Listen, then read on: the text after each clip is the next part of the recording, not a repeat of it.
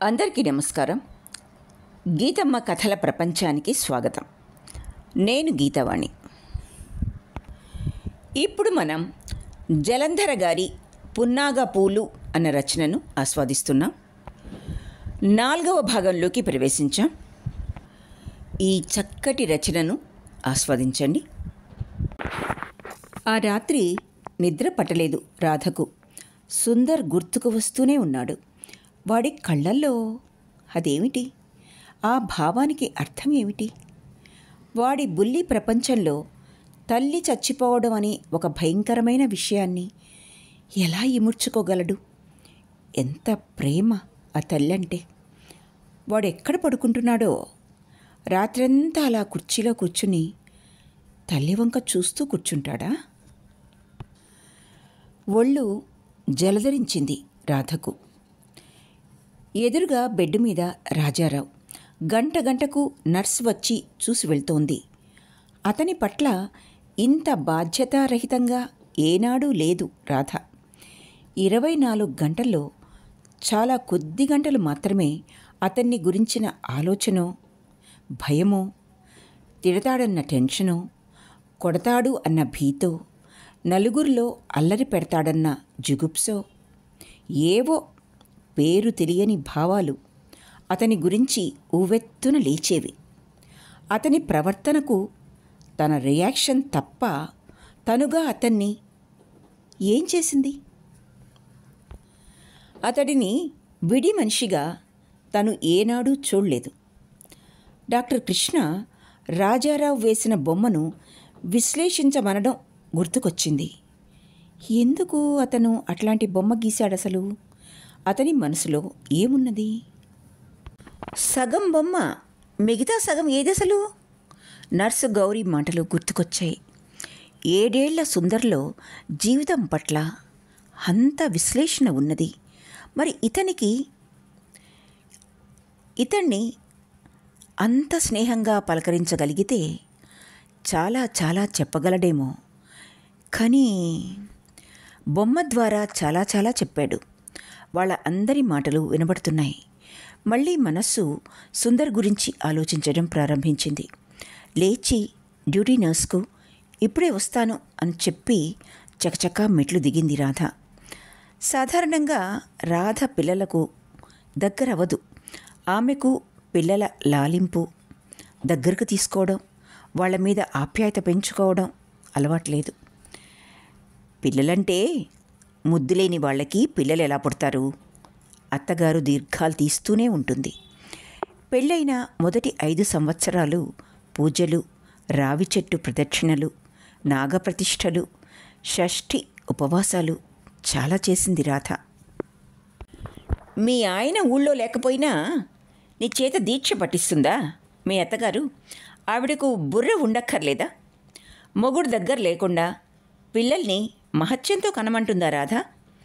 Degree చదువుకునే దానివి ఏమిటమ్మా ఇది? నీ ఇష్టం వచ్చిన టైంలో భోజనం చేస్తూ, కొన్ని రోజులు పస్తుంటూ ఏమిటి గోల? మన శరీరం కూడా ఒక గడియారాన్ని ఫాలో అవుతుంది. శరీరాన్ని మొత్తం కన్ఫ్యూజ్ చేసి పారేశావు. మందలిస్తున్నట్లు చివాట్లు పెట్టింది ఫ్యామిలీ డాక్టర్ భవాని. అయినా రాజారావుకు టెస్ట్ అక్కర్లేదా?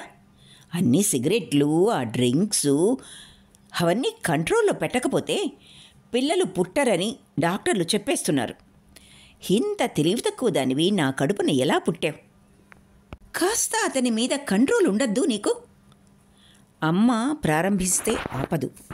ఆ మాటల ప్రవాహాన్ని కొద్దిసేపే ఫాలో అవుతుంది రాధ. మధ్యలో భరించలేనప్పుడు ఇంకక్కడ మనస్సు ఉండదు. సెక్స్ విషయంలోనూ అంతే. రొమాన్స్ లేని సెక్సు అనుభవించే వారి పరిస్థితి అందరికీ చెప్పుకోలేనిది, చాలామందికి అర్థం కానిది. అర్థం చేసుకునే కౌన్సిలర్స్ దగ్గరికి వెళ్ళరు. వెళ్ళాలని తెలియదు. ఏ అనుభూతి పంచుకోలేని ఎడారి లాంటి తమ జీవితంలోకి మరొక్క ప్రాణిని తీసుకొచ్చి హింస పెట్టి ఇదంతా అవసరం అనిపించలేదు రాధకు. లవర్స్ రిసార్ట్, లవ్లెస్ రిసార్ట్ అని కరెక్ట్ చెయ్యాలి అనుకున్నది. అనుకున్నది రాధ హనీమూన్ అనుభవంతోనే. అందుకే అందరూ చెప్పినట్లు పూజలు ప్రదక్షిణాలు ఇవన్నీ చేస్తున్నా మానసికంగా ఏనాడు తల్లి అవడానికి సిద్ధపడలేదు రాధ. అది ఆమెకు మాత్రమే తెలిసిన రహస్యం.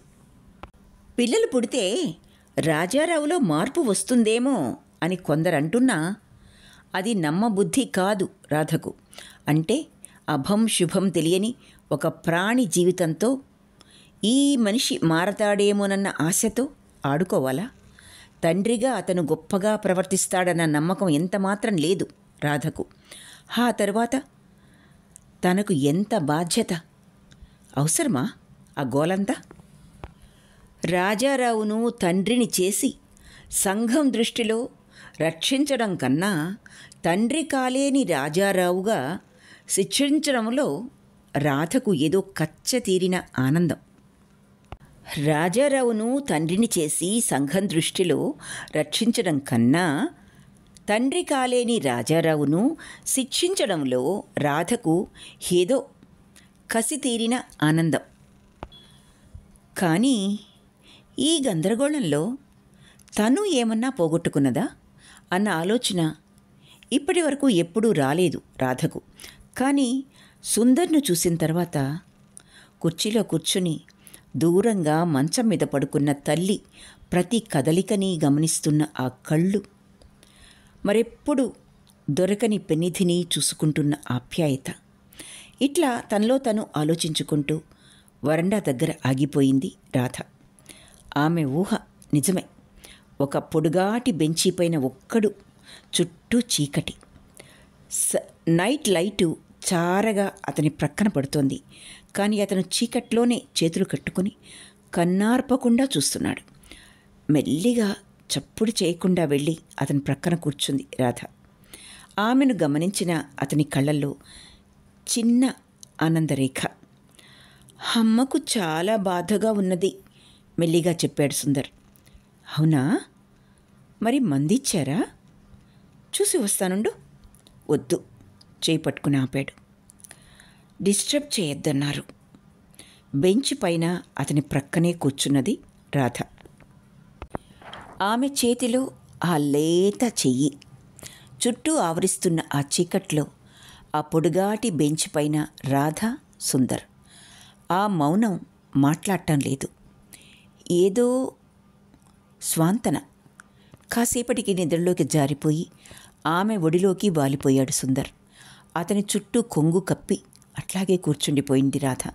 అమ్మా, బాబునివ్వండి, పడుకోబెడతాం. నర్సు వచ్చి ఎత్తుకున్నది. రోజూ ఇంతే, వాళ్ళ అమ్మను అలా చూసుకుంటూ నిద్రలోకి జారిపోతాడు. వాడిని ఆ ఆనందం నుంచి దూరం చేయవద్దు అని పెద్ద డాక్టర్ చెప్పారు. మామూలుగా అయితే ఈ 7 పిల్లల్ని ఇలా కూర్చోనీయం మరి చెప్తున్నారు నర్సులు. రాధ కళ్ళల్లో తడి. ఈ పసిగుండెల స్పందన లయ తెలిసిన డాక్టర్ కృష్ణ, అతన్ని తయారు చేసిన పెదనాన్న, ఆయన మనస్సులాగా విస్తరించి నీడనిస్తున్న జీకే హాస్పిటల్ మనస్సులోనే నమస్కరించింది రాధ. ద్వేషాన్ని దాటగలిగితే, అధిగమించగలిగితే, నల్లటి బోర్డు మీద తెల్లటి అక్షరాలు. ఏదో క్లాస్ లాగా ఉన్నది. దాదాపు 50 మంది కుర్చీల్లో కూర్చుని వింటున్నారు. తెల్లటి మనిషి, కొంచెం లావుగా బొద్దుగా ఉన్నది. వంకీలుగా కొంచెం నెరిసి నెరవని జుట్టు. ఆవిడే షీలా మేడం. నర్సు గౌరీ చెప్పింది రాధతో. కుర్చీలో కూర్చున్నారు ఇద్దరు. ఆవిడ బ్లాక్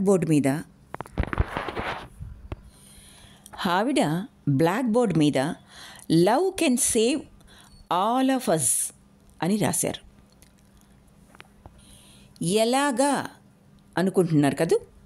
ఆవిడ వెళ్ళి మాట్లాడుతూనే లైట్ వేసింది.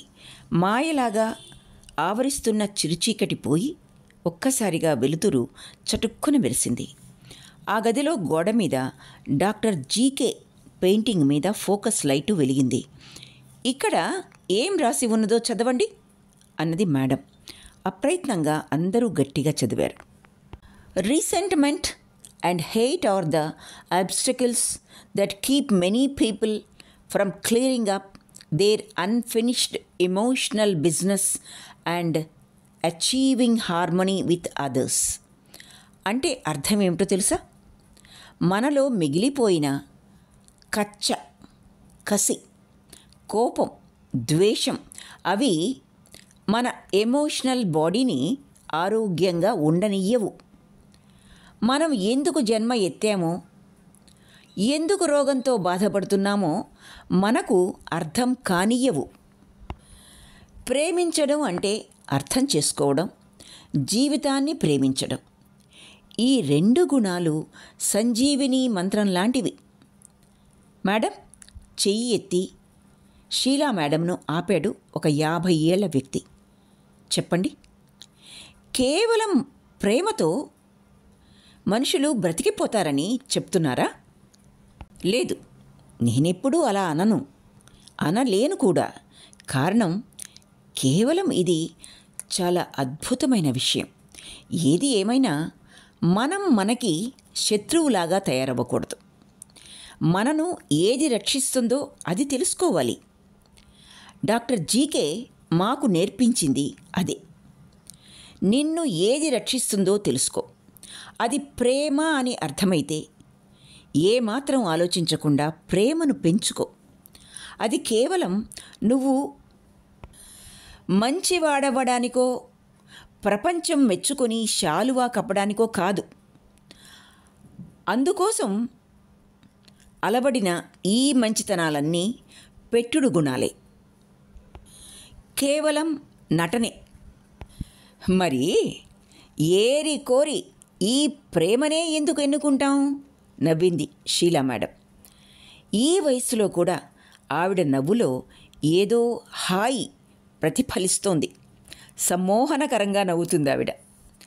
ప్రతి మనిషిలోనూ సర్వైవల్ ఇన్స్టింక్ట్ ఉంటుంది, అవునా? అది మనను రక్షించాలని 24 గంటలు ప్రయత్నం చేస్తూనే ఉంటుంది. అవును, కానీ అది మనకు బాధ కలిగించిన వాళ్లను ద్వేషించి దూరంగా పొమ్మంటుంది. పోయిన క్లాసులో మీరే కదా టాక్సిన్ మనుషుల గురించి నేర్పించారు. ఎదురు ప్రశ్న వేసింది ఒక ఆవిడ. టెర్మినల్ క్యాన్సర్, పాపం 30 ఏళ్లే, గొణిగింది గౌరీ రాధ చెవులో. కానీ ద్వేషం మీ మనసును యాసిడ్లో ముంచి జీవితాన్ని వాళ్లకు బలి చేస్తుంది, వాళ్లకు బలివేస్తుంది.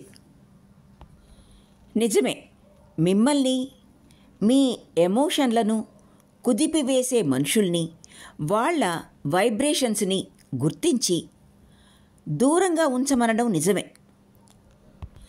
కానీ ఏ క్రిమినల్ కూడా పసి బిడ్డగా చెడ్డవాడు క్రిమినల్ కాదుగా. అతన్ని తయారు చేసేది సంఘం, అతని తల్లిదండ్రులు, అవునా? అవును. అయితే మనం సేఫ్టీ జోన్లో ఉన్న తరువాత అసలు ఈ మనిషి ఎందుకు ఇలా తయారయ్యాడు అని ఆలోచించగానే మీకు ప్రేక్షకత్వం ఏర్పడుతుంది. అప్పుడు అతని ఎదుగుదలలో లోపాలు, దానివల్ల జరిగిన పాపాలు అర్థమైన కొద్దీ జాలి, ద్వేషం కానిదేదో ఏర్పడుతుంది. No, I cannot take this nonsense anymore అరిచి ఆ 30 ఏళ్ల యువతి బయటకు విసవిసా నడిచి వెళ్ళిపోయింది. హడలిపోయింది రాధ మేడం ముఖం చూసి. ఒక్క క్షణం నిశ్శబ్దం. ఓకే, అంకితకు విషయం అర్థమవ్వడం కష్టం. ఆమె అనుభవాలు ఆమెవి. నేను చెప్పేది మీకు ఏమిటంటే, మీ ప్రేమతో మిమ్మల్ని బాధ పెట్టేవాళ్లను, ద్వేషించేవాళ్లను మీరు మార్చలేరు. కానీ ద్వేషం మీ మనసును యాసిడ్లో ముంచి వాళ్ళ జీవితాలు బలి అయినట్లు అవ్వకుండా మిమ్మల్ని మీరు కాపాడుకోగలరు. సరే, ఇప్పుడు గత 15 రోజులుగా అఫర్మేషన్స్ రాస్తున్న వాళ్ళు ఎవరెవరు అడిగారు మేడం. ఒక 10-15 మంది చెయ్యి ఎత్తారు. గుడ్, చాలా బాగుంది మేడం. హాయిగా ఉన్నాను మేడం. మంచి కల వచ్చింది మేడం. నా తలలోంచి దేన్నో ఒక నల్లటి దాన్ని కాకి ఎత్తుకుపోయింది మేడం.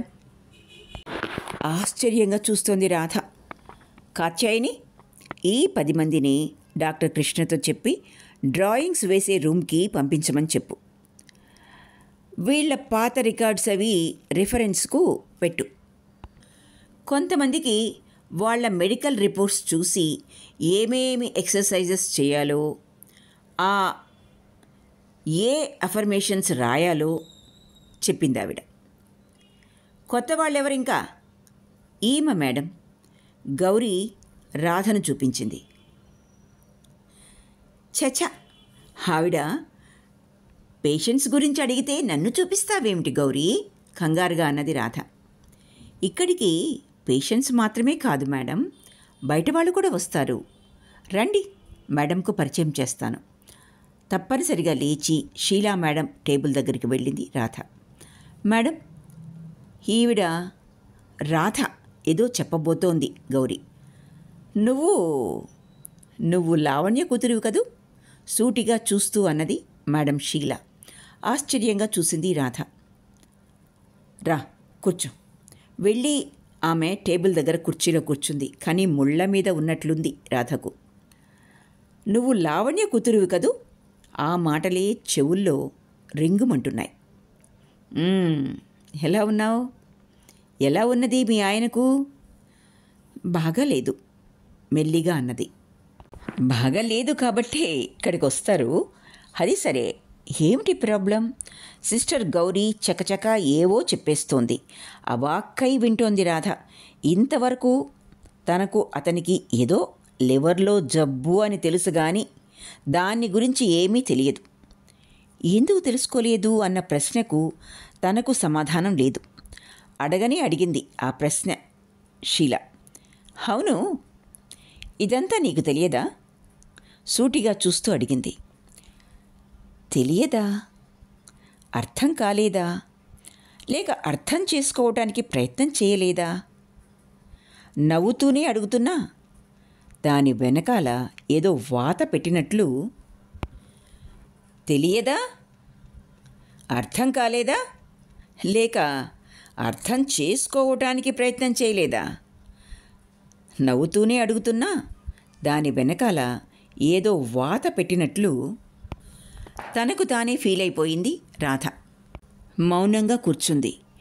ఈ నిప్పుల కుంపటి మీద నుంచి ఎప్పుడు పారిపోదామా అనిపిస్తుంది. సరే, అమ్మ ఎలా ఉంది? బాగుంది. మీ అమ్మ చాలా బాగుంటుంది. అది కాదు నేను అడిగింది. అర్థం కానట్లు చూసింది రాధ. ఎక్స్రే కళ్ళతో చూస్తూ ఉంది షీలా. ఆ కళ్ళు నవ్వుతున్నాయి. రాజారావు ఇక్కడికి రాలేదు కదూ? గౌరిని అడిగింది. లేదు మేడం, అతడికి ఈ సైకోథెరపీలు, కౌన్సిలింగులు ఇవి నచ్చవని ముందే చెప్పేశారు, చెప్పింది గౌరీ. నీ సంగతేమిటి? నీకు అంతేనా? నవ్వుతూ అడిగింది షీలా రాధను సూటిగా చూస్తూ. ఆయన సంగతి నాకు తెలియదు, కానీ నాకు మాత్రం మహామంట. ఈ మాటలు మనసులో అనుకున్నది కానీ బయటకు మాత్రం బుద్ధిగా కూర్చుంది రాధ మౌనంగా.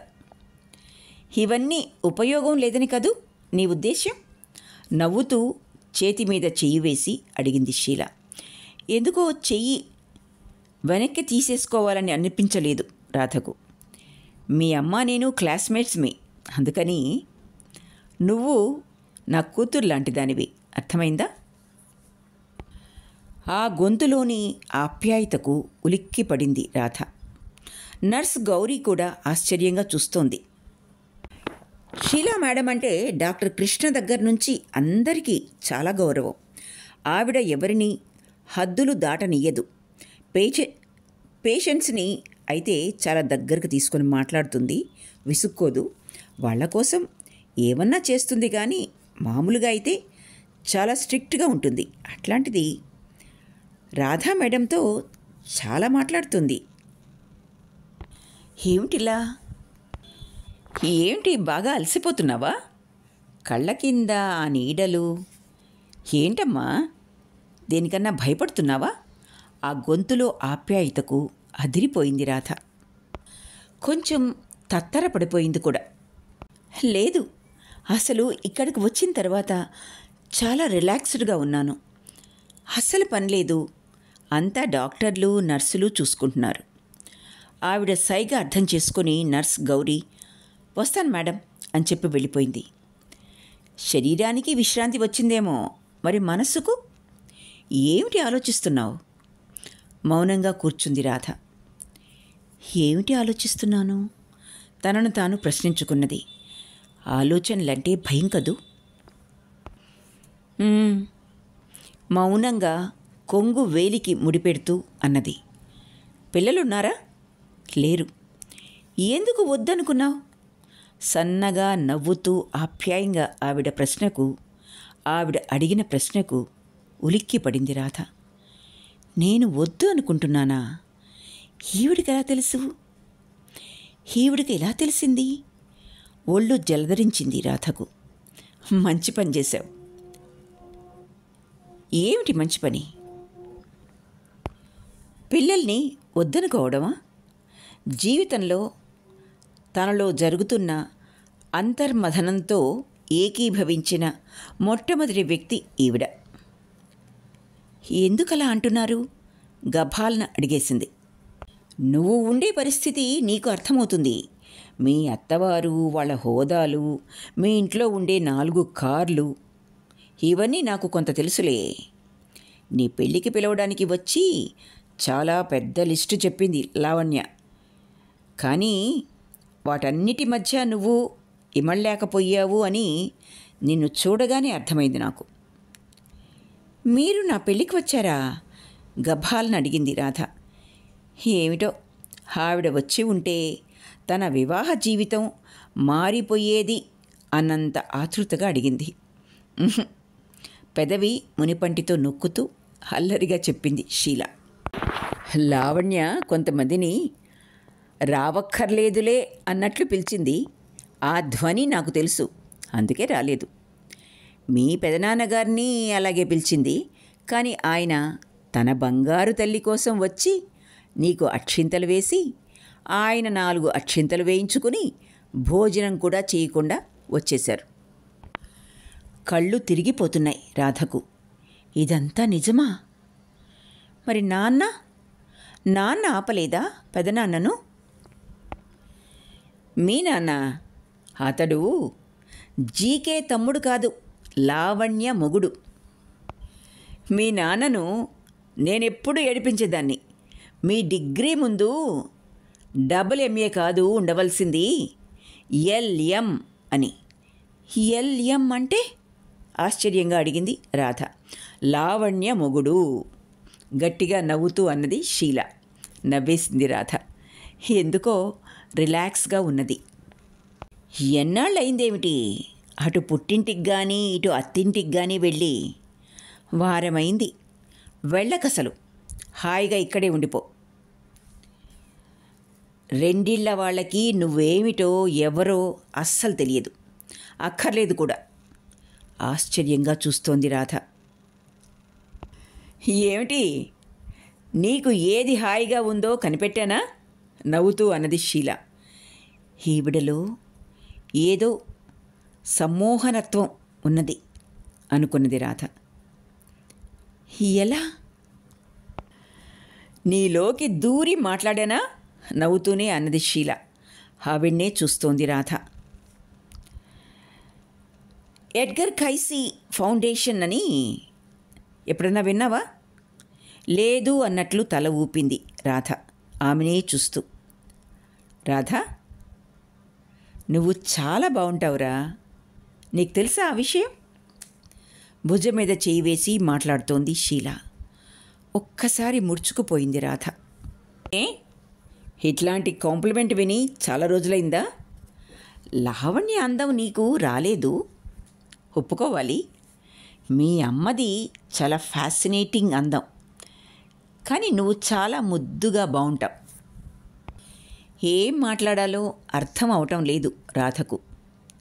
ఏ ఈ మాట నీకు ఎవ్వరూ చెప్పలేదా? మాట్లాడలేదు రాధ. నీకే ఆ విషయం తెలుసు, కానీ ఎందుకు అస్సలు లక్ష్యం లేనట్లు డ్రెస్ చేసుకుంటావు? ఎవరైనా బాగుంటావు అంటారనే? సూటిగా ఆ మాట అడుగుతున్న ఆవిడకు ఏం జవాబు చెప్పాలో అర్థం కాలేదు రాధకు. అది ఎంత నిజమో తనకే తెలుసు. లావణ్య సౌందర్య కాంక్ష నాకు తెలుసు.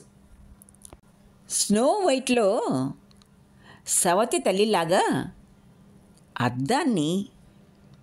అందాన్ని అందరికన్నా ఎక్కువ ప్రేమించింది మీ అమ్మ. అందుకని నువ్వు చక్కదనమన్నా సున్నితత్వమన్నా కోపం పెంచుకున్నట్లు కనిపిస్తున్నావు. కానీ మా అమ్మది సున్నితత్వం కాదు, చటుక్కున అన్నది రాధ.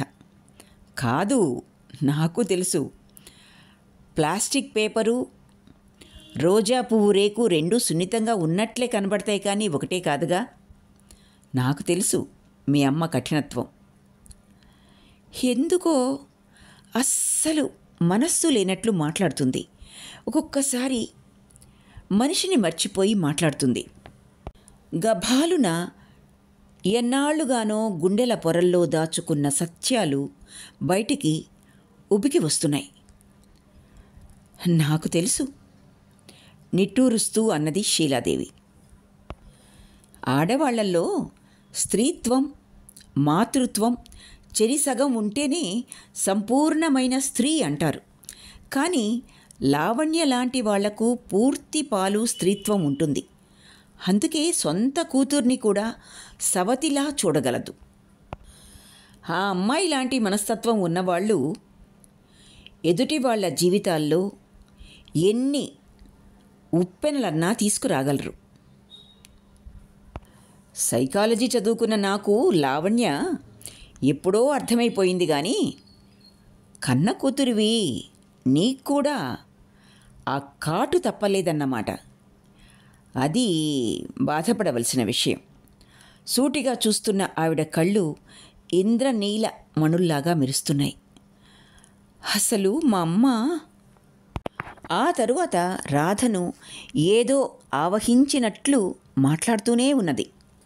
తల్లి అందం, అలంకరణ, లిప్స్టిక్ విరగ్గొట్టిందని తనకు వాత పెట్టడం, బయట వాళ్లతో చాలా అద్భుతంగా మర్యాదగా మాట్లాడుతూ నాన్నను అమర్యాద చేయడం, అన్నయ్యను తనను కొట్టి రూమ్ లాక్ చేయడం, తనకు బొద్దింకలంటే భయమని ఏడ్చినప్పుడల్లా భయమేమిటి భయం, ఎలా ఉంటుందది అని బొద్దింకలు ఉన్న బాత్రూంలో పెట్టి తలుపులు వేయడం ఎప్పటికీ మర్చిపోలేదు.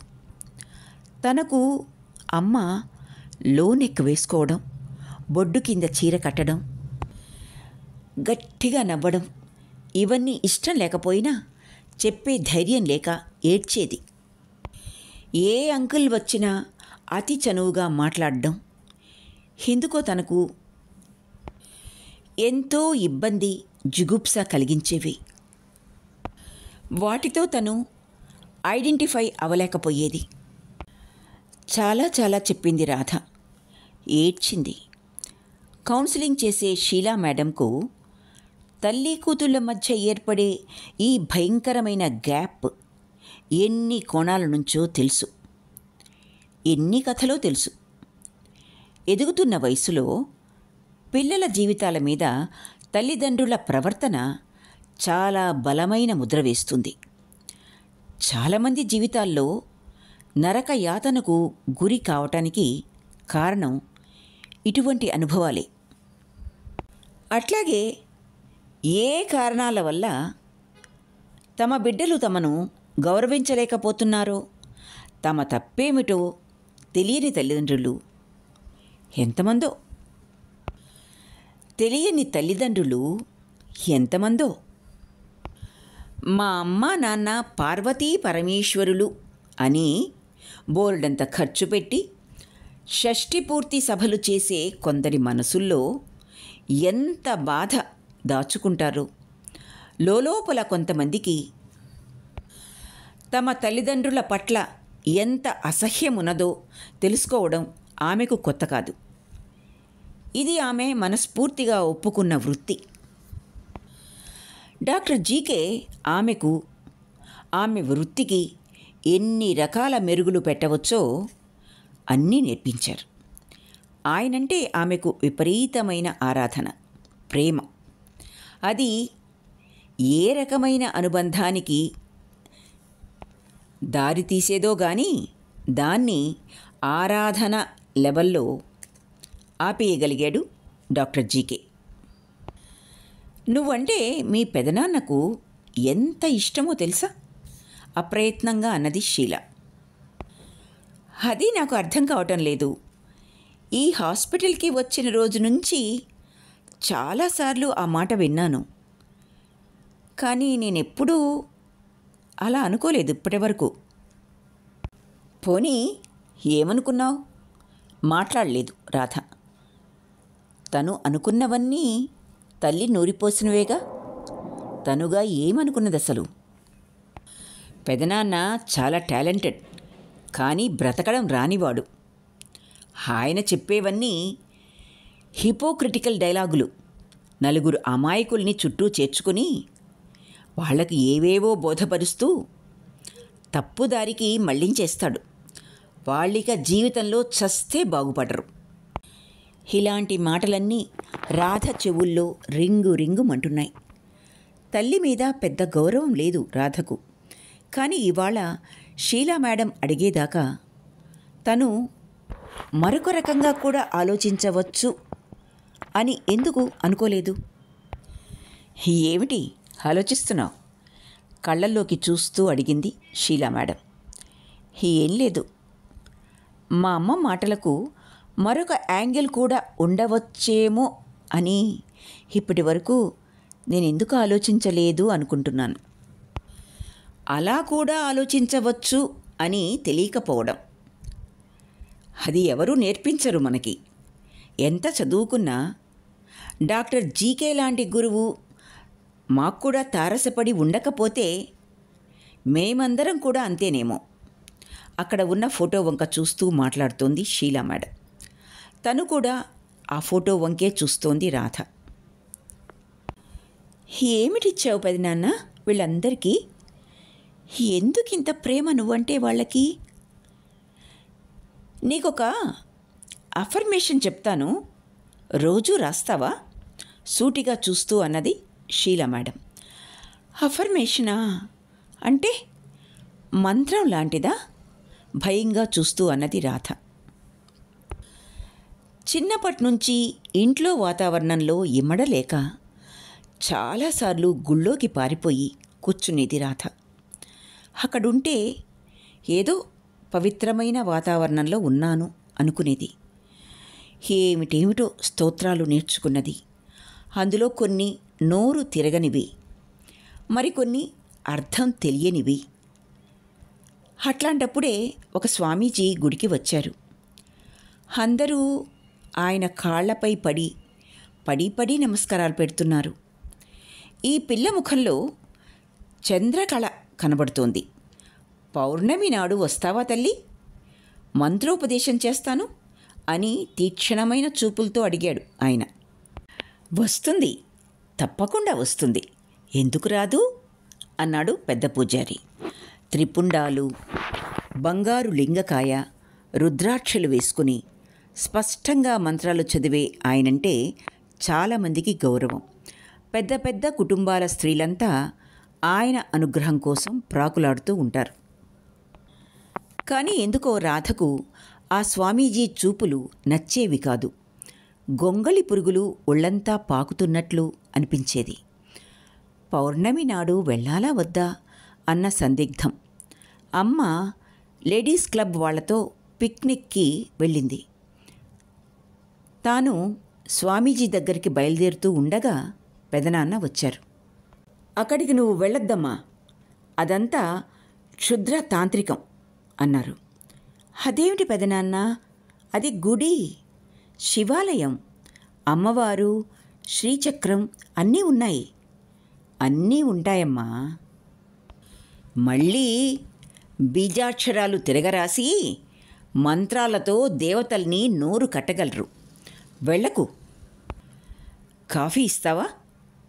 ఎప్పుడూ రాని పెదనాన్న ఎందుకో అలా వచ్చి ఆ రోజు తనను వెళ్ళనియ్యకుండా ఆపేశారు. ఆ తరువాత ఆ స్వామీజీ గురించి, పెద్ద పూజారి గురించి పేపర్ల నిండా వినకూడని కథలు, ఫోటోలు, ఆడపిల్లల వశీకరణాలు. ఎంత ప్రమాదం తప్పిపోయిందో పెదనాన్న వలన అనుకున్నది. కానీ సరిగ్గా ఆ సమయం తప్పేదాకా కాఫీ కావాలి అంటూ ఎందుకు కూర్చుండిపోయారు పెదనాన్న? ఇవన్నీ ఎప్పుడూ ఆలోచించలేదు రాధ. తల్లికి పెదనాన్న అంటే ఎప్పుడూ వెటకారమే. అందుకే ఆవిడకు ఆ విషయం చెప్పలేదు కూడా. అందుకే అఫర్మేషన్స్ అనగానే ఆ రోజు మంత్రోపదేశం అవి గుర్తుకొచ్చాయి. అర్థం చేసుకుని చదివితే అవన్నీ ధ్యాన శ్లోకాలు, విజువలైజేషన్ టెక్నిక్స్, సంకల్పాలు, స్తోత్రాలు, ఫలస్థుతులు, అఫర్మేషన్స్. నచ మాశ్చర్యం న లోభో న శుభామతి అని రోజూ చెప్తూ ఉంటే మనిషి వ్యక్తిత్వం మారిపోతుంది. నచ మాత్సర్యం నా లోభో నా శుభామతి అని రోజూ చెప్తూ ఉంటే మనిషి వ్యక్తిత్వం మారిపోతుంది. వాటికి అర్థంతో పాటు సౌండ్, వైబ్రేషన్ కలిపి ప్రాక్టీస్ చేసినప్పుడు మన లోపల, మన ఆరాలోనూ చుట్టుపక్కల వాతావరణంలోనూ కూడా మార్పు వస్తుంది. అలా నీ వైబ్రేషన్స్కు తగిన మంత్రం నీకు ఇచ్చి నీ వైబ్రేటరీ లెవెల్స్ పెంచగలిగిన గురువు దొరికి అనుసంధానం జరిగితే అది అసలు మంత్రోపదేశం. కొంతమంది గురువులు తాము సిద్ధి పొందిన మంత్రం ఇవ్వగలరు. కానీ నీ జన్మకు ఏది కావాలో తెలుసుకుని నీ చుట్టూ అతి సున్నితమైన రక్షణ కవచం వేసి తన ఆత్మశక్తితో నిన్ను నిరంతరం గైడ్ చేస్తూ జన్మ జన్మలకు కాపాడుకుంటూ వచ్చే గురువు దొరికితే అది అద్భుతం. ఆశ్చర్యంగా చూస్తోంది రాధ. కౌన్సిలింగులు, సైకోథెరపీ చేసే షీలా మేడం ఏమిటి ఇవన్నీ మాట్లాడుతున్నారు అని ఆశ్చర్యంగా ఉన్నదా? ఇదంతా మీ పెదనాన్నగారు నేర్పించినవే. సరే, ఇప్పుడు నేను నీకు ఒక అఫర్మేషన్ రాసిస్తాను. ఇది చెప్పుకుంటూనే ఉండు. వీలైతే రాయి. రోజుకు 200 సార్లు చెప్పినా పర్వాలేదు. సరేనా? బుద్ధిగా తల ఊపింది Radha. I love myself. I accept my self. సులభంగానే ఉన్నదా? నవ్వుతూ అడిగింది షీలా మేడం. చాలా ఈజీ. అవునా? రాయడం ప్రారంభించినా, చెప్పడం ప్రారంభించినా అప్పుడు తెలుస్తుంది ఇది ఎంత కష్టమో, నవ్విందావిడ. ఎందుకని? I love myself, I accept myself. ఇంతేగా? అమాయకంగా అడిగింది రాధ. లూయిస్ ఎల్ హౌ అని ఒక అద్భుతమైన వ్యక్తి ఉన్నారు. అంతకుముందు చాలామంది అఫర్మేషన్స్, దాని పవర్ గురించి చెప్పినా ఆవిడ దీన్ని దాదాపు ఒక శాస్త్రంగా రూపొందించారు. అదిగో ఆ ఫోటో ఆమెదే. అట్లా చూస్తూ నిలబడిపోయింది రాధ. ఆ ఫోటోలోని వ్యక్తికి 60 ఏళ్ళు ఉంటాయేమో. కళ్ళల్లో కాంతి, ఆమె చుట్టూ ఏదో వెలుతురు. Now is the time for you to break the barriers of self limitation. You can be far more than you ever dreamed possible. Now is the time for you to break the barriers of self limitation. You can be far more than you ever dreamed possible.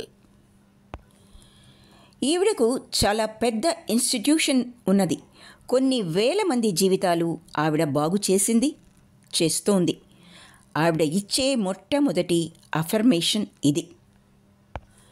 I love myself, I accept my self. నిన్ను నువ్వు ప్రేమించుకోవడం, నీ బలహీనతలు బలాలు అన్నింటితోనూ నిన్ను నువ్వు ఒప్పుకోగలగడం ఎంత కష్టమో practice చేస్తుంటే కానీ అర్థం కాదు. ఎదుటి వాళ్ళను ప్రేమించగలిగిన వాళ్ళు చాలా త్యాగాలు చేస్తూ అనాథలకు సేవలు చేసేవారు. త్యాగమూర్తులుగా కనబడే చాలామంది తమను తాము ప్రేమించుకోలేరు, భరించలేరు, యాక్సెప్ట్ చేయలేరు.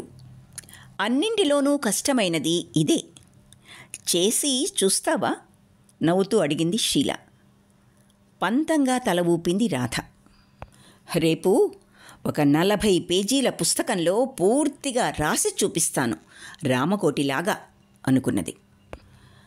సరే, ఇంక బయలుదేరు అనలేదు షీల.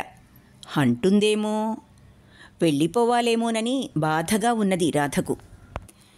ఇంకా కాసేపు అక్కడే ఉంటే బాగుండును అనిపిస్తోంది. కానీ ఇంక వెళ్తాను మెల్లిగా లేస్తూ అన్నది రాధ. రేపు వస్తావా, పారిపోతావా? నవ్వుతూ అడిగింది షీలా మేడం. ఈవిడ నవ్వులో ఏదో ఉన్నది అనుకున్నది రాధ. చాచా, తప్పకుండా వస్తాను. ఇదంతా రాసి తీసుకొస్తాను. చూద్దాంగా. తలుపు దాకా వచ్చింది షీలా మేడం. మేడం గభాలున వెనక్కి తిరిగి దగ్గరకొచ్చింది. చెప్పు. స్వప్న మీ దగ్గరకొచ్చిందా? రాలేదు, తీసుకొస్తావా? ఆప్యాయంగా చేయి పట్టుకున్నది షీలా మేడం. నేనా?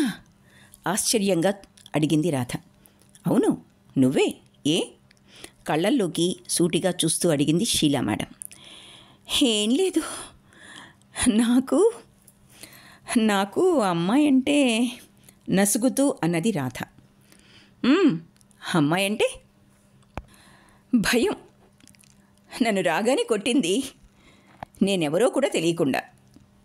భయంతోనే ఆ అమ్మాయికి అడ్డం పడి అన్ని దెబ్బలు తిన్నావా? ఆవిడ గొంతులో అదేమిటి వెక్కిరింపో, హేళనో, మూర్ఖురాలివి అనో ధ్వని ఉంటే వెంటనే ముడుచుకుపోయేది రాధ. ఛాన్స్ ఉండుంటే పారిపోయి ఉండేది. ఇవేమీ కావు. ఒక సన్నటి సూదితో అతి సున్నితంగా తన చుట్టూ ఉన్నదో లేదో తెలియనట్లున్న పొరని నొప్పి పుట్టకుండా చీల్చుతున్నట్లు భావన. కేవలం మాడ్యులేషన్తో ఎన్ని చెప్పచ్చు? ధ్వని అనేది మాటకు ఎంత ముఖ్యం! అందరికీ ఇవి నేర్పించాలి ముందు. ఇదే మాట మా అమ్మో, అత్తగారో, మరొకరో మాట్లాడి ఉంటే మాటలు ఈటెలుగా మార్చగలిగేవాళ్ళు. ఏమిటి చెప్పు. ఉలిక్కిపడింది రాధ. ఏదో అనేసింది. ఒక్కొక్కసారి అనవసరంగా ఎన్ని అనేస్తాం. తనలో తనను తిట్టుకున్నది రాధ. అయినా ఈవిడకు ఈ హాస్పిటల్లో జరిగేవన్నీ తెలుస్తాయా? ట్రై చెయ్యి, సరేనా? సరే, వస్తాను. గుడ్ నైట్ చెప్పేసి చరచరా నడుచుకుంటూ వచ్చేసింది రాధ. మర్నాడు హాస్పిటల్ అంతా అల్లకల్లోలం.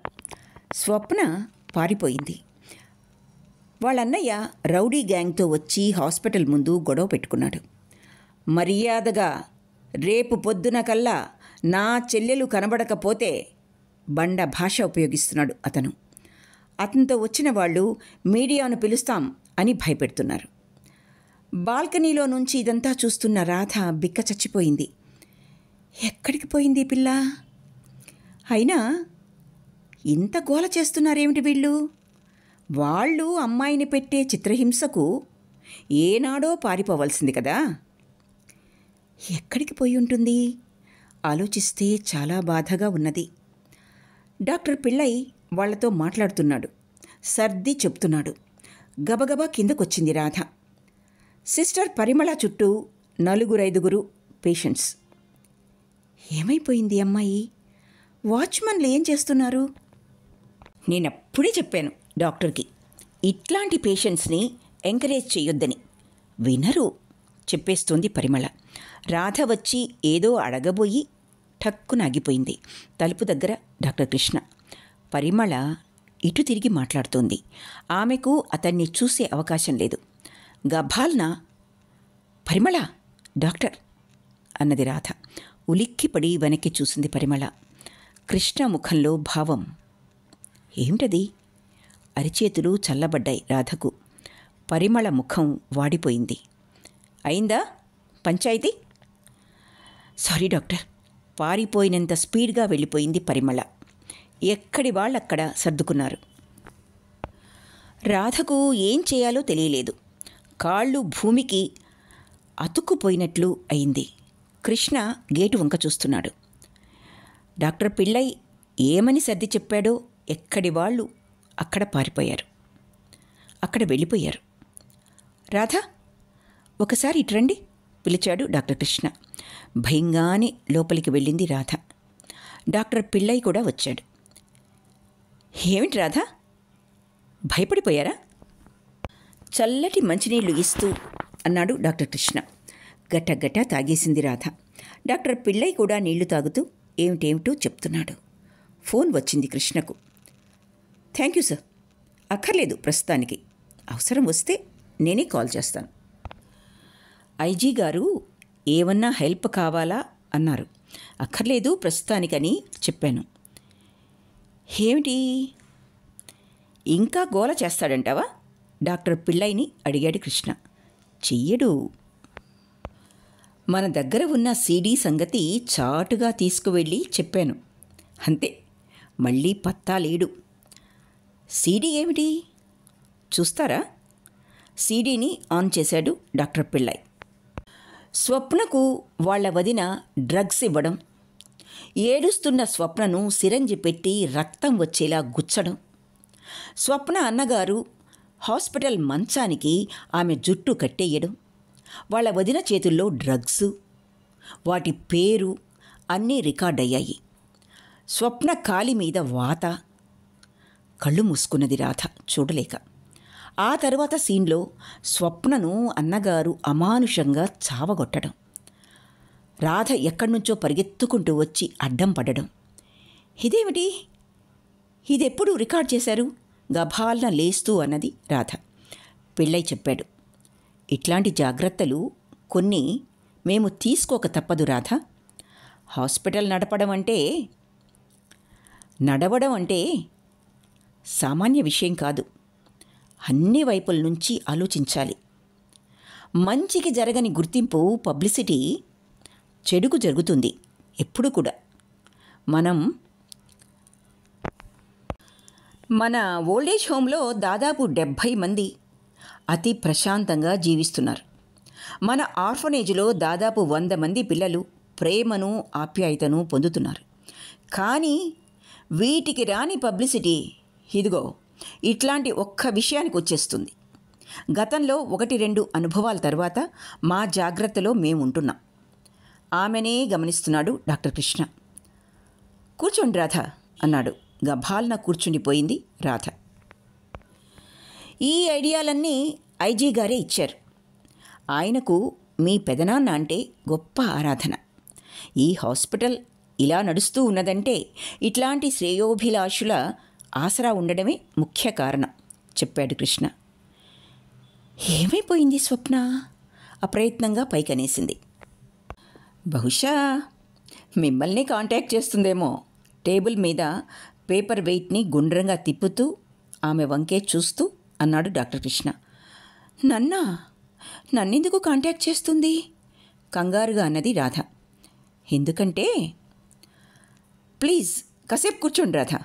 పేషెంట్ వచ్చారు. కన్సల్టింగ్ రూమ్లోకి వెళ్ళాడు కృష్ణ. నర్సు గౌరీ అక్కడ ఉన్నది. బయట కుర్చీలో కూర్చుని తీవ్రంగా ఆలోచిస్తోంది రాధ. స్వప్న ఏమైపోయి ఉంటుంది? ఏమైనా అయిపోవచ్చు. రైలు పట్టాలపైన దిక్కులేని శవం వగైరా వార్తలు. ఒళ్ళు జల్దరించింది రాధకు. ఛీ, ఇంత భయంకరంగా ఆలోచిస్తున్నానేమిటి అని ఆలోచనలను దారి మళ్లించాలని ప్రయత్నిస్తోంది.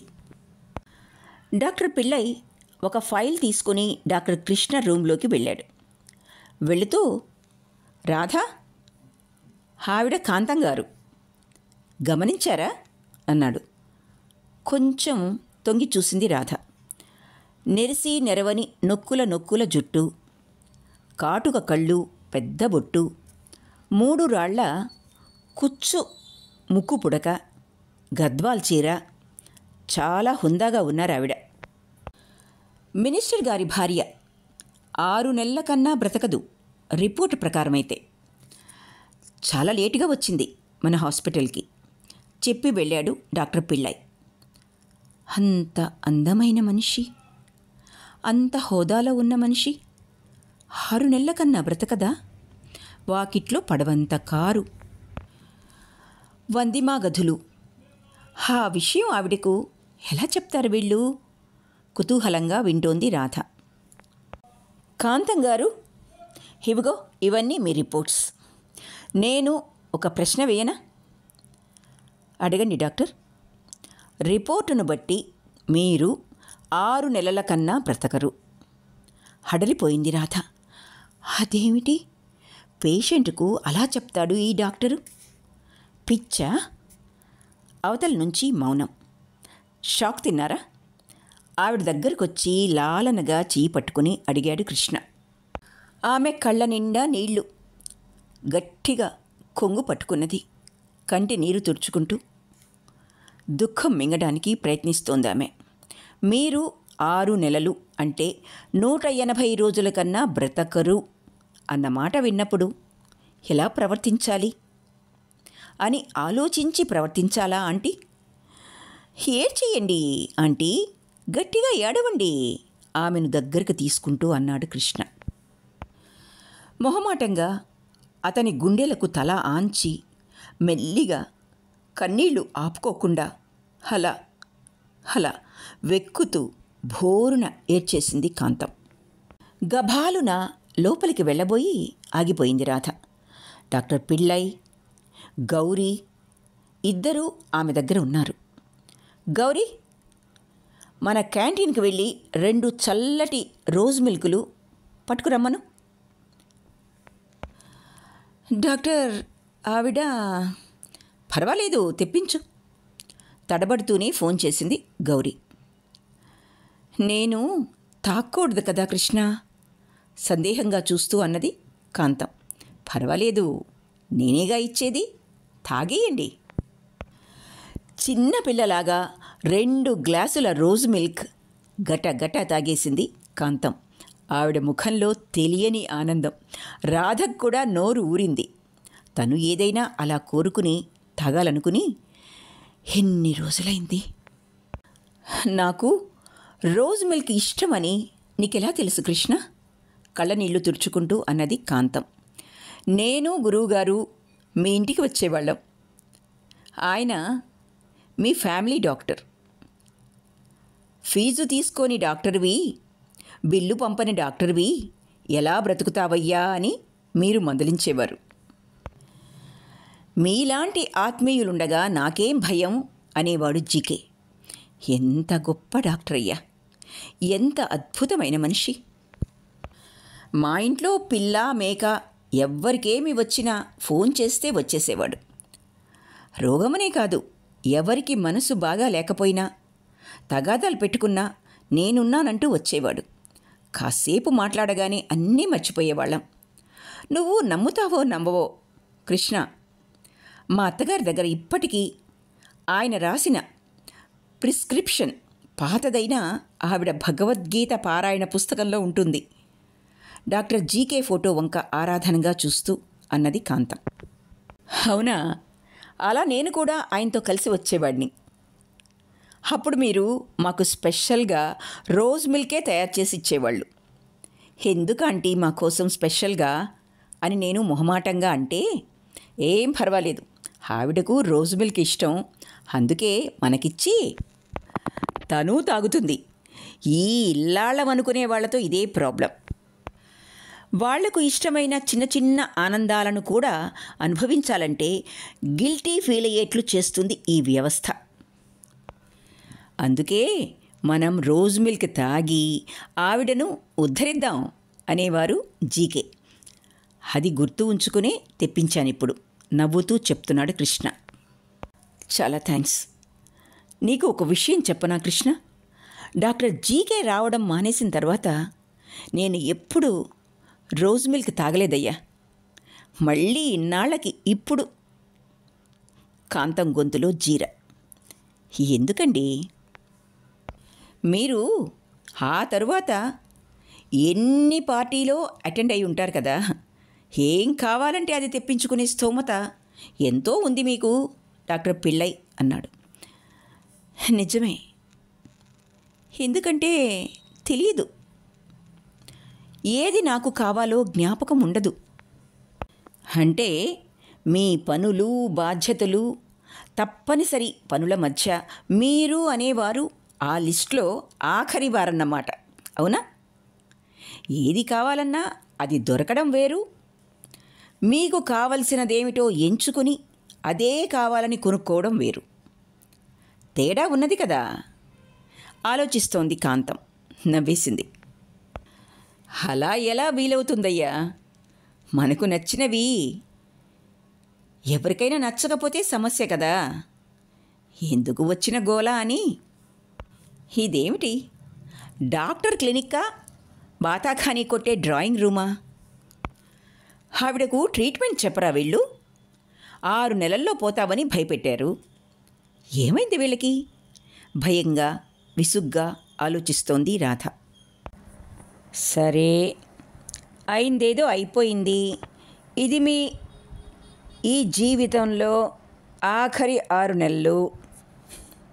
ఆలోచించుకోండి, ఎలా బ్రతకాలనుకుంటున్నారో.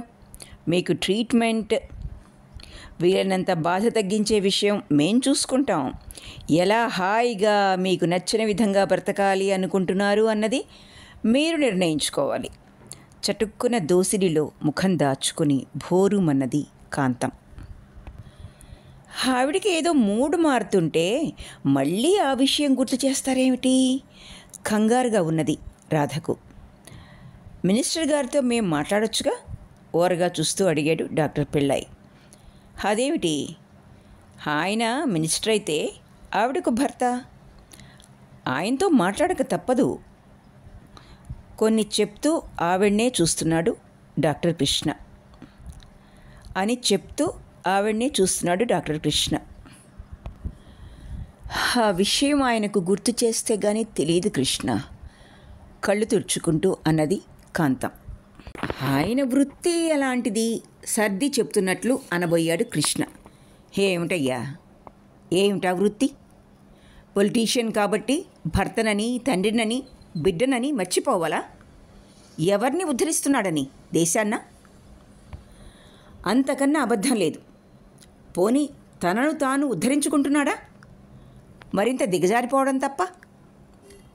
చిన్న కూతురు కాపురం కడతేరిపోతోంది. చిన్న కొడుకు జులాయి వెధవలా తిరుగుతున్నాడు. ఈయన పలుకుబడి అడ్డం పెట్టుకుని వెధవ పనులు చేస్తున్నాడు. ఎంతసేపు సంపాదన యావ. ఏం చేసుకుంటాడు? కట్టుకుపోతాడా? నాకు క్యాన్సర్ అని తెలుసు, బాధపడుతున్నానని తెలుసు.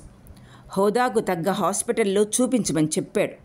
అంతే తప్ప నాకేం జరుగుతోంది, ఏ ట్రీట్మెంట్ ఇస్తున్నారు, నాకేం కావాలి ఏమన్నా తెలుసా ఆ మనిషికి? గబగబా చెలరేగిపోతుంది కాంతం. నిర్ఘాంతపోయింది రాధ. అదేమిటి, అంత పరువు ప్రతిష్ట డబ్బు ఉన్న మనిషి అలా బయటపడిపోతుంది ఏమిటి? 6 నెలల కన్నా బ్రతకనని తెలిసాక మొదటి మార్పా ఇది? పర్వాలేదు ఆంటీ, మేమంతా ఉన్నాం. మిమ్మల్ని మేము కాపాడడానికి ప్రయత్నిస్తాం. ఈ పరిస్థితిలో మీరు ఇంట్లో ఉండడం కన్నా హాస్పిటల్లో అడ్మిట్ అయిపోండి. నేను మీ వారితో మాట్లాడతాను, సరేనా? ఆవిడ 2 చేతులు పట్టుకుని దగ్గరకు తీసుకుంటూ అన్నాడు కృష్ణ. కృష్ణ అంటూ మరొకసారి బావురుమన్నది కాంతం. పర్వాలేదు రండి. ఆవిడను పొదివి పట్టుకుని బయటకు తీసుకొచ్చాడు కృష్ణ.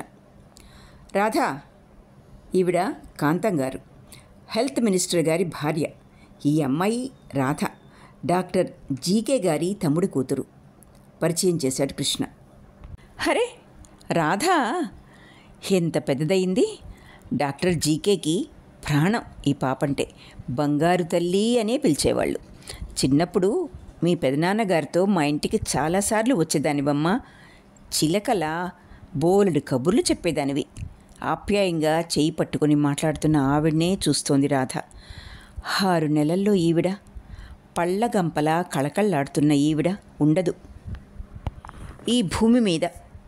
గుండె పట్టేసినట్లుంది రాధకు. చిన్నప్పుడు మా ఇంట్లో మీ పెదనాన్న దిబ్బరొట్టి తినిపించేవారు నీకు తెలుసా? ఆవిడ కళ్ళల్లో ఆప్యాయత రాధను గతంలోకి తీసుకుపోయింది. మీరు పప్పు చెక్కలు కూడా బాగా చేసేవాళ్ళు. గుర్తుకొచ్చిందా? ఏమిటి నువ్వు ఇక్కడ? అనుమానంగా చూస్తూ అడిగింది. ఇంత చిన్న వయసులోనే నీకేమైనా వ్యాధ అని అనుమానంగా అన్న ప్రశ్న ఆవిడ గొంతులో వినిపించింది. ఇంత చిన్న వయసులోనే నీకేమైనా వ్యాధ అన్న ప్రశ్న ఆవిడ గొంతులో వినిపించింది. ఆవిడ భర్త మన పేషెంట్, అంతే కదా. ఎలా ఉన్నది మీ ఆయనకు? పర్వాలేదు నసుకుతూ అన్నది రాధ.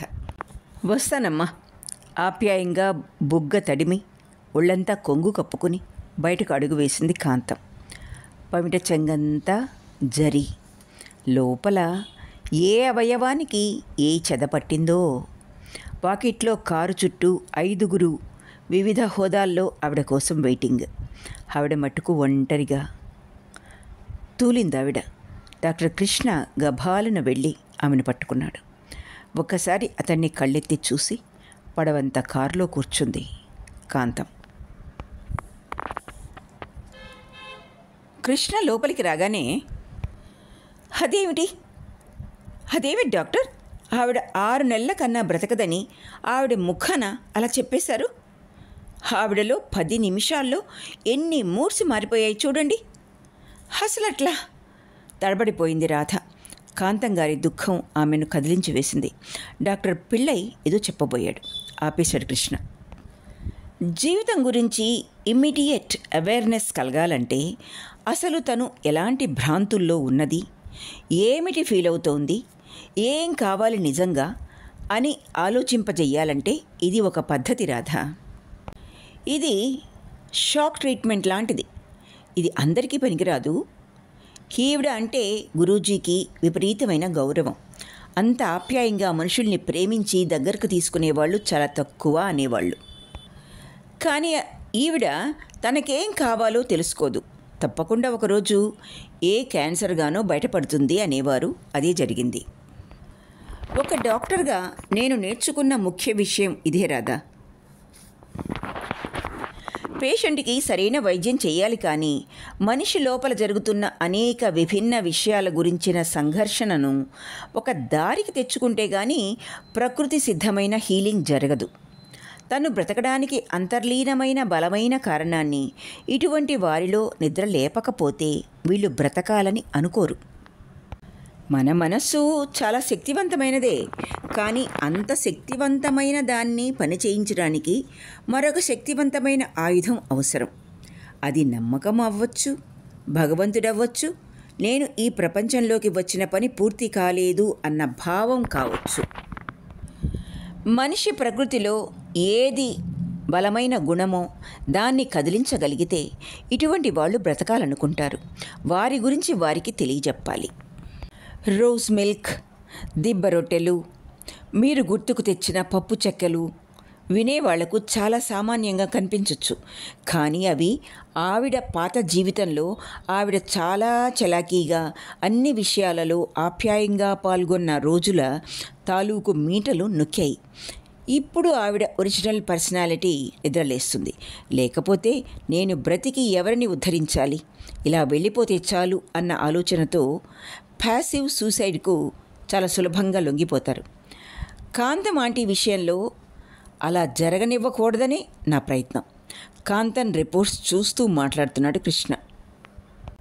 విపులంగా ఒక్కొక్క మాట వివరిస్తుంటే మనసులో ఏవో బలమైన తలుపులు అతి బలంగా తోసి కొత్త వెలుతురు తోసుకు వస్తున్నట్లుంది రాధకు. ఎవరికి ఏ పద్ధతి పనిచేస్తుంది అని తెలుసుకోవడమే కష్టం, కానీ సత్యం అనే విషయాన్ని గురించి తక్కువ అంచనా వేయకూడదు.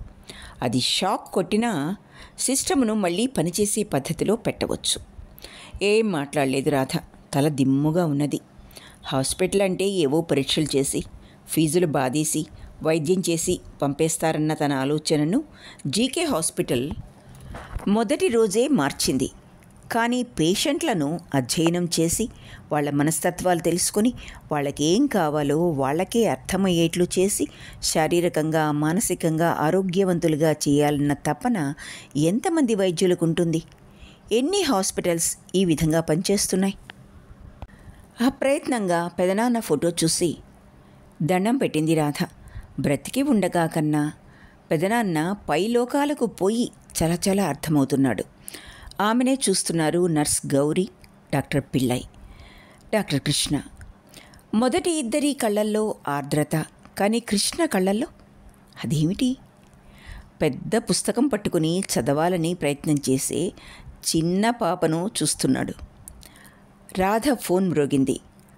రాధ, నేను స్వప్నను మాట్లాడుతున్నాను. ఆశ్చర్యంగా వింటోంది. కాసేపు విని వెంటనే ఆమె ఏం చెయ్యాలో ఎలా ప్రొసీడ్ అవ్వాలో చెప్పేస్తోంది రాధ. ఇక్కడితో జలంధర్ గారి రచన పున్నాగ పూలు 4వ భాగం పూర్తి అయింది. ఆలకించినందుకు ధన్యవాదాలు.